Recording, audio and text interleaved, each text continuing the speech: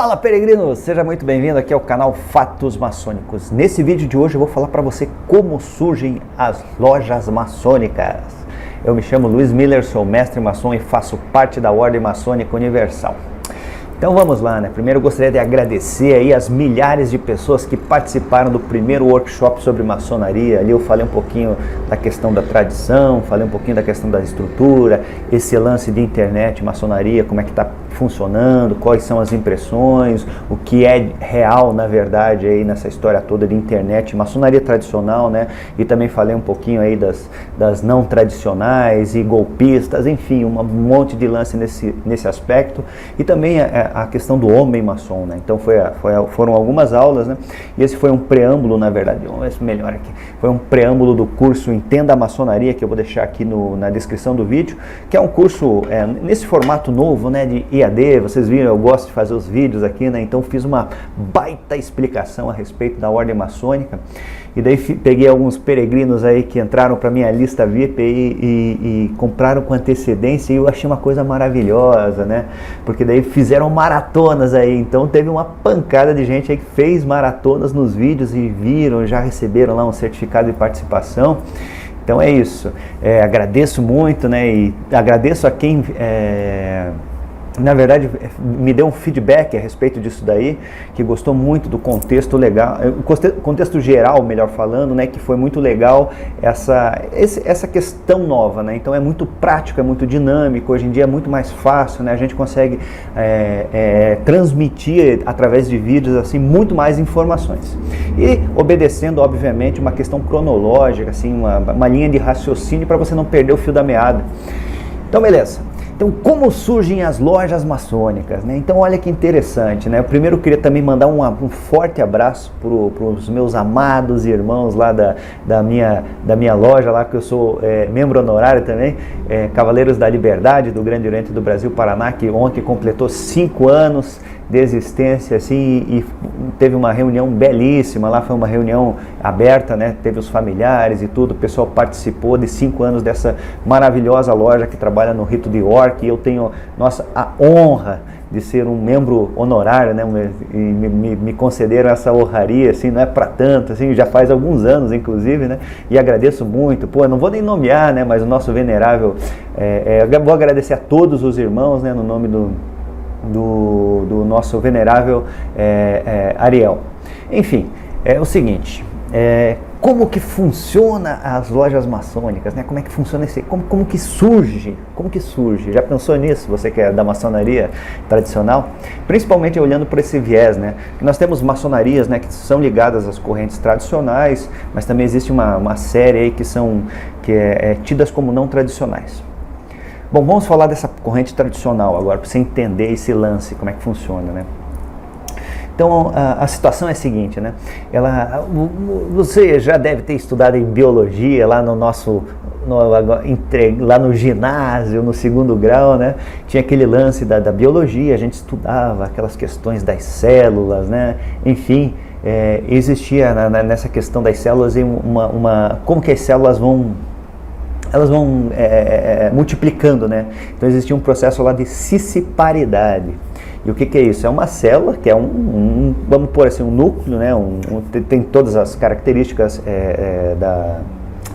do que faz, né? Do que compõe uma célula. Então ela acaba dividindo esse núcleo e forma 2 células. Então isso, grosso modo, me perdoem aí, porque já fazem alguns anos aí que eu passei por esse processo de estudo de biologia. Então esse, assim, resumo da ópera seria o processo de cisciparidade. Uma coisa acaba não sei se seria o termo certo, né, mas acaba transformando-se em outra, né? Uma vira 2. E assim vai evoluindo, né? Então tem muitos aspectos no nosso corpo físico assim que funcionam dessa parte, né? As células vão se procriando, não sei se seria o termo correto, mas enfim, para entendimento. E a loja maçônica é a mesma coisa, né? A loja maçônica é a mesma coisa. Então, como é que acontece? É um processo interessantíssimo, né? Porque você veja, eu posso falar isso com muito conhecimento de causa, porque eu sou vamos dizer, eu passei por essa situação igualzinho. Então, o que acontece? Eu nasci lá no rito escocês, antigo e aceito, né? E existe um processo assim, né? Existe um processo assim.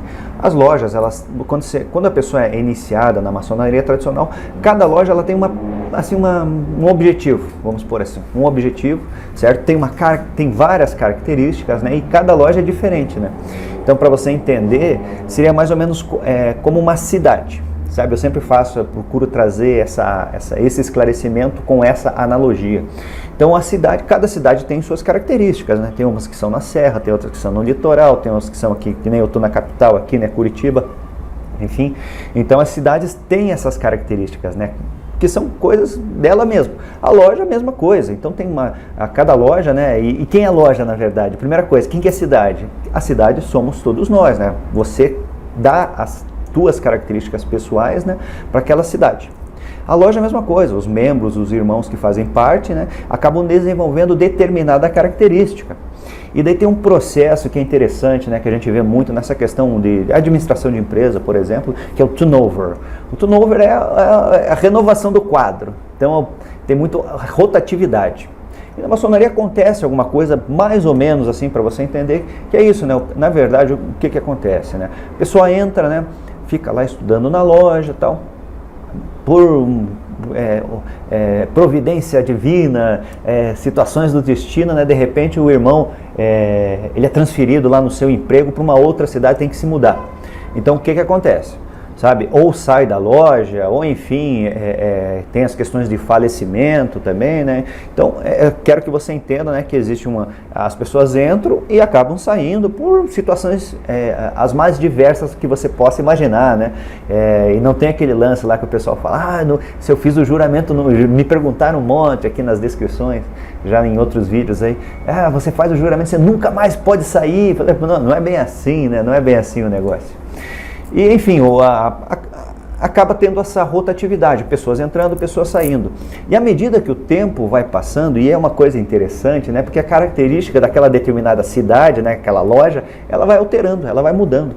Então, inclusive eu fiz parte de uma situação muito parecida, né, quando você vê, eu sou um cara muito jovem aqui, né, com os meus cabelos loiros e tal, né. Então entrei lá na maçonaria e tal, a gente nós ficamos numa loja anos e anos, mas houve assim uma questão de renovação do quadro, né, que é o termo que a gente acaba utilizando. Nisso daí, na verdade, o que acaba ocorrendo, né, no bom português, acabam virando panelinhas, né, o pessoal mais jovem e tal, tem outras ideias, sabe, o objetivo, vamos dizer, começa a se tornar outros, né, o mundo muda, isso tem um lance muito parecido, não, mas tem muito a ver com essa nossa vida de fora aqui, com as profissões, né, com essa juventude hoje que tem muito acesso à informação também, né, então as características acabam mudando. E daí o que acontece? Acaba se juntando dentro da própria loja aquele grupo, né, que tem interesses em comum, cultura em comum, status intelectual até muitas vezes em comum, né, e acaba fazendo um outro projeto. Mas vamos montar uma loja com esse intuito, vamos trabalhar em determinado rito. Então na verdade é assim que funciona. Daí vai lá, fala com o grão-mestrado, né, com o grão-mestre, na verdade, de cada instituição, cada potência, como a gente chama, e daí tem uma questão burocrática a ser vencida, tem uma conversa lá com o grão-mestre. Então é assim que funciona, as lojas surgem desse jeito, né? Já existe uma ocasião, né? Já existe uma loja. Na maçonaria tradicional é quase que funciona desse jeito, né? É difícil surgir do nada assim uma loja, sabe? Sempre o irmão é de alguma loja, aquisições que vêm de fora ou mudanças são questões raras, né? Às vezes existem mudanças de potências também, que é uma coisa que pode vir a acontecer, existe essa possibilidade, né? De repente uma loja está lá numa potência, por determinados aspectos acaba querendo mudar para outra, então isso é uma coisa que acontece, não é uma coisa comum também, mas acontece esse tipo de coisa, né?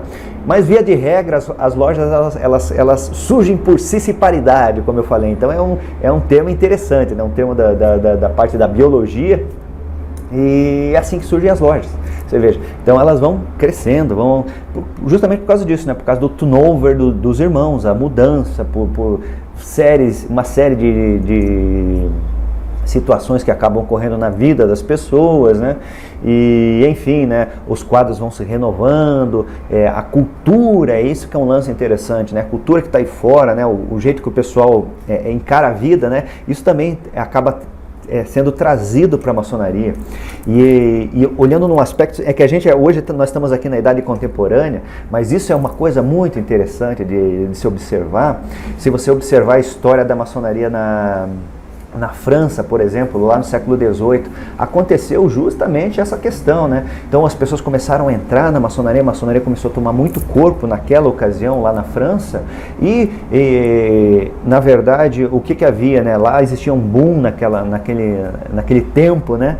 Um boom de alquimistas e hermetistas e a galera assim das mais variadas correntes, né? Dessas linhas mais metafísicas e tal, né?